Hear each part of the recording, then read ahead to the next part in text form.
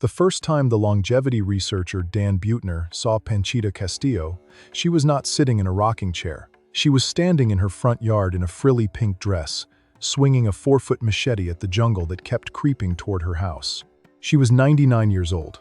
The branches did not stand a chance, and the strangest part of the whole scene was not the machete, and it was not the dress. It was breakfast. Because the meal this woman had eaten that morning, and the morning before that, and almost every morning for nearly a century, was the same three things: the same plate, the same order, the same small kitchen on the Nicoya Peninsula of Costa Rica. There is one detail in that plate I am going to come back to, because it is the reason her bones were still strong enough to hold a machete at 99. Get a pen. This is the story of what Panchita ate, why it worked, and how you put it on your own table by Sunday. Panchita Castillo lived on the dry, forgotten edge of Costa Rica, in the Nicoya Peninsula, one of the 5 places on Earth where people reach 100 at rates the rest of the world cannot explain. Her full name was Maria Francisca Castillo. The neighbors called her Panchita. She raised her children in a house with a dirt floor kitchen and a wood fire, and she outlived most of them.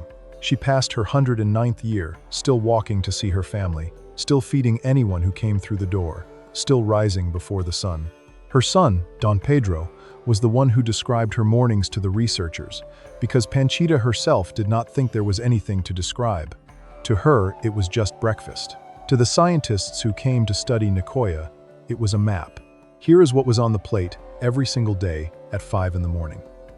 First, a corn tortilla, made by hand, from corn that had been soaked overnight in water and a pinch of white lime.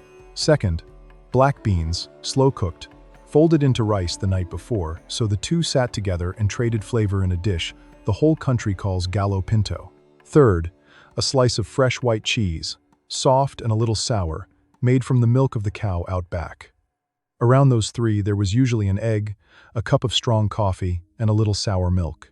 But the 3 that never moved, the 3 that were there in the wet season and the dry season, in good years and hungry years, were the tortilla, the beans, and the cheese. Corn, bean, cheese. Write those 3 words down. We are coming back to each one, and the order matters more than you would think. Let me start with the tortilla, because the tortilla is where most people get the science wrong. We are told corn is just starch, empty carbohydrate, a blood sugar bomb. And if you eat the kind of corn that comes out of a factory, ground into flour and puffed into a chip, that is closer to true. But Panchita did not eat that corn. Her corn went through a process her great-grandmothers used, a process with a name almost nobody in the modern grocery store has heard. The dried corn was soaked overnight in water mixed with cal, which is slaked lime, a soft white mineral. That overnight soak does something almost magical to the kernel. Hold that thought, because the magic is not the part you would guess. When corn sits in lime water, 2 things change inside it. The hard outer skin loosens and slips off, which makes the corn easier to grind and easier to digest.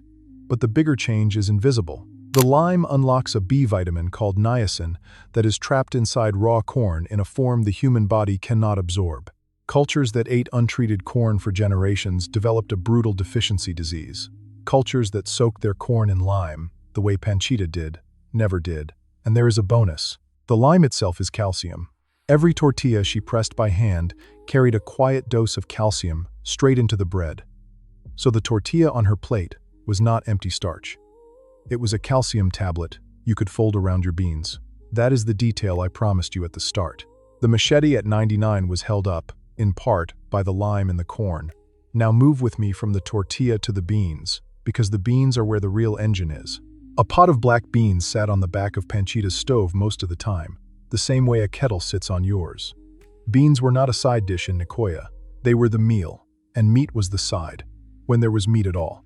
Here is the thing about a black bean that the diet industry has spent 30 years trying to make you forget. A black bean is a slow-burning, high-fiber package of plant protein that feeds the good bacteria living in your gut.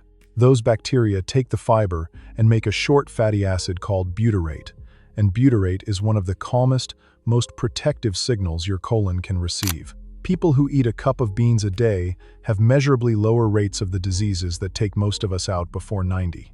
And the beans were almost never eaten alone. They were folded into rice. That pairing, the gallo pinto, is not a cultural accident. A bean is low in one building block of protein, and rice is low in a different one. Put them on the same fork, and you get a complete protein, the kind we are told you can only get from a steak. Panchita got hers from a 5-cent handful of beans and a scoop of leftover rice. Think about your own last few breakfasts for a second. What carried the protein? For most of us, it was eggs, or it was nothing, or it was a powder. For Panchita, it was a pot of beans that had been quietly simmering since yesterday. Same village, same stove. The third thing was waiting on the plate next to them. The cheese is the part that confuses people. So let me change the camera angle. We are told that to live long, you must give up dairy. Panchita ate fresh cheese every single morning of her life and reached 109. The cheese was not the shrink-wrapped orange block from a refrigerated aisle. It was queso fresco, made that week. From a cow she could see from the window, salted lightly and eaten soft and a little tangy. It gave her a hit of protein and calcium and fat right alongside the corn and the beans, and it tasted like something. This matters more than the chemistry. Panchita did not endure her breakfast. She enjoyed it. She looked forward to it. A diet you grit your teeth through gets abandoned by February. A diet built around a plate you actually want to eat gets carried for 100 years. That is the real reason the three foods worked. They were good. I want to come back to one thing the researchers found in Nicoya, because it sits underneath all three foods and almost nobody talks about it. The water. The wells of the Nicoya Peninsula draw from limestone, and the water that came up Panchita's well was hard, rich in calcium and magnesium. She drank it. She cooked her beans in it. She soaked her corn in it. Every part of that breakfast was built on mineral-heavy water that quietly strengthened bone year after year after year. The researchers who measured it found Nicoyans had remarkably strong bones and low rates of the fractures that end so many lives after a fall. You cannot pipe Nicoya's well into your kitchen. But you can understand the lesson. Strong old age is built from small, boring, mineral-rich inputs repeated 10,000 times. Not a supplement. Let me step out of the kitchen for a moment, because I have spent 30 minutes of this channel's time, across many videos, watching people try to copy Blue Zone meals one dish at a time and give up. They cook the beans once, they buy the corn once, then the old breakfast creeps back in, the way the jungle crept toward Panchita's house. The reason it creeps back is that nobody handed them the whole week. They got a single recipe and no system. That is the gap we built the Blue Zone Body Reset to close. It takes the three-food logic you are hearing right now, from Nicoya, and the bean pot from Sardinia, and the morning greens from Ikaria, and lays them across 90 days with a shopping list for each week, and 30 recipes pulled straight from Centenarian kitchens like this one. The bundle, the protocol plus the cookbook, is one printable package, and the link is in the description below. If you have ever cooked one Blue Zone meal and then watched your old habits walk right back in, that is exactly what the 90-day plan is built to stop. Then come right back here, because Panchita's morning is not finished, and the next part is the part you can copy tomorrow with no special corn at all. There is one more piece of the morning worth naming, and it is the timing. Panchita ate at 5 before the heat, and then she moved. The plate was fuel for a day of doing, not the last thing before sitting down. That order, eat then move, is built into nearly every Blue Zone. The food goes in, and the body immediately puts it to work, walking, lifting, tending, instead of storing it. Most of us have the order backwards. We eat the heaviest meal at night and then lie down. Panchita's heaviest plate was her first one, and the sun pulled her straight out into the yard behind it. You do not have to swing a machete, but a short walk after that morning plate, even 10 minutes around the block, lines your body up with hers more than any supplement ever could. Try it once. Eat the beans, then walk before you sit. So how do you actually eat like Panchita without a wood fire and a cow out back?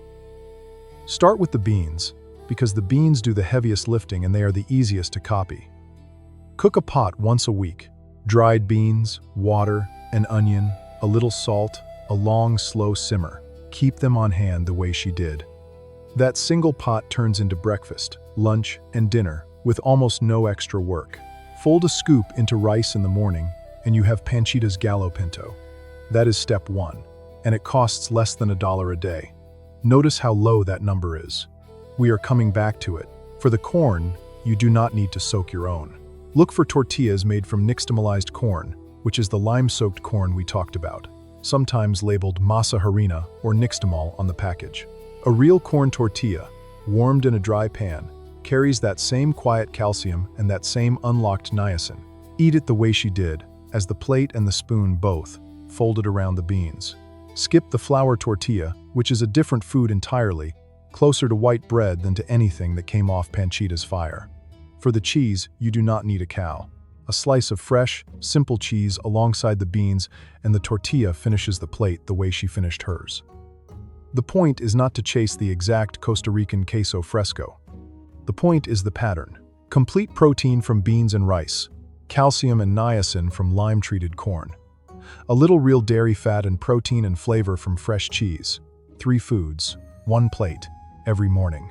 Try it once this week and pay attention to how you feel at 11 in the morning, when the coffee and toast crowd is crashing and reaching for a snack. Panchita did not crash at 11. She was halfway through the day's work. There is one more thing on that table I have been holding back, and it is the squash, the third sister. In Nicoya, it was usually a hard, sweet field pumpkin called ayote, cooked down soft or thrown into the bean pot to thicken it. The squash brought color, and color in food almost always means the deep pigments that protect the eyes and the skin as the years pile up. It also brought potassium and water and a gentle sweetness that meant Panchita never needed the sugar the rest of us pour into everything. And around the squash there was fruit, the kind that grew on the trees in her own yard, papaya, plantains, a little wild banana. She did not buy fruit flown in from another hemisphere and coated in wax. She walked into the yard and picked what was ripe that week. Her sweetness came from a tree, not a bag, and her body knew the difference. Check your own kitchen for a second. Where does your sweet come from? For most of us, it arrives in a wrapper. For Panchita, it fell off a branch. Now step back from the plate entirely, because the food was only half of why she lasted. The researchers who studied Nicoya kept running into the same thing, and it had nothing to do with calories. The old people there had a reason to get up. In Costa Rica, they call it a plan de vida, a plan for living, a sense that someone still needs you, and the day still has a shape. Panchita had children and grandchildren and great-grandchildren wandering through her kitchen, and she fed every one of them. She had a yard to keep, a fire to tend, neighbors to greet. She was not retired from her life. She was still in the middle of it at 100. The machete was not exercise. It was work that needed doing, and that distinction turns out to matter. People who keep a real reason to move, who are still useful to someone, outlive the ones who sit down and wait. Her muscles stayed because she used them. Her mind stayed because it had somewhere to go each morning. And she was almost never alone with her plate. Breakfast in Nicoya was not a thing you did standing over the sink. It was shared. Children, grandchildren, a neighbor who happened by. The same beans, the same tortillas, the same cheese, passed around the same table, every day, for decades. That web of people is not a soft, sentimental detail. It is one of the most measured protectors of a long life there is. Loneliness wears the body down the way rust wears down a gate. Company holds it together. Panchita ate her 3 foods inside a crowd that loved her, and that crowd was as much a part of her 109 years as the corn was. There is a contradiction sitting in this story, and I want you to look for it. We are told longevity is complicated. We are sold the idea that it takes precision, measurement, the right ratios, the right windows, the right supplements, time to the hour. Panchita measured nothing. She owned no scale. She read no label. She could not have told you the protein content of a single thing she ate, and she beat almost every carefully optimized person on the planet by a decade or more. The contradiction resolves like this. Her precision was consistency, not calculation. She did not get the formula exactly right once. She got a good enough plate exactly the same, 10,000 mornings in a row. The body does not reward the perfect meal you ate in January. It rewards the decent meal you have eaten every single day for 40 years.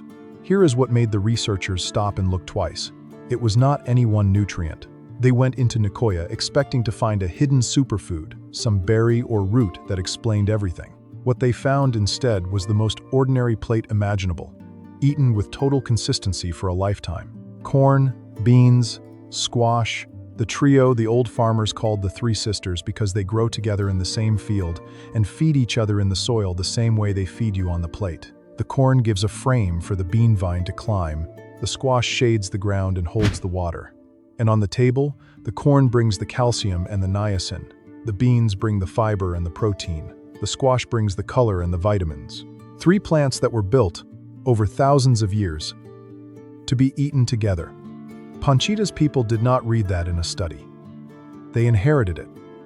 She just kept doing it longer than almost anyone alive. Remember the $1 a day? Hold it next to what the longevity industry is selling right now. The powders, the patented extracts, the monthly subscriptions, the tests that promise to read your biological age. Panchita never saw any of it. She ate a plate that cost pennies, drank her well water, walked to see her neighbors, and swung a machete at 99. The thing that protected her bones and her heart and her mind for 109 years was not exotic, and it was not expensive. It was 3 foods, the same 3 foods, eaten before sunrise, with people she loved, in a kitchen with a dirt floor. The lesson she left is almost insulting in its simplicity. You do not need more. You need the same good thing, repeated, for longer than you think you can keep it up. So, tomorrow morning, before the toast goes in, picture the pink dress, and the machete, and the small plate behind it. Warm a corn tortilla. Spoon out the beans and rice you cooked on Sunday. Lay a slice of fresh cheese beside it. That is Panchita's table, set in your kitchen, with nothing missing but the dirt floor. Do it the next morning too, and the morning after that, let it get boring. Boring is the point. Panchita's plate never changed, and that sameness was not a limit on her life. It was the quiet machine running underneath it. The novelty we chase, the new diet every spring, the new powder every fall, is the very thing that keeps us from ever eating one good plate long enough for it to matter. That is the whole secret. And she would have laughed at how long it took the scientists to write it down. If you want the full 90 days mapped out, zone by zone, with the shopping lists and the 30 recipes already done for you, the link is waiting in the description. Subscribe so we can do the Nicoyan one next, and walk into another of these kitchens together. Tomorrow, the tortilla. Tonight, the pot of beans. Start there.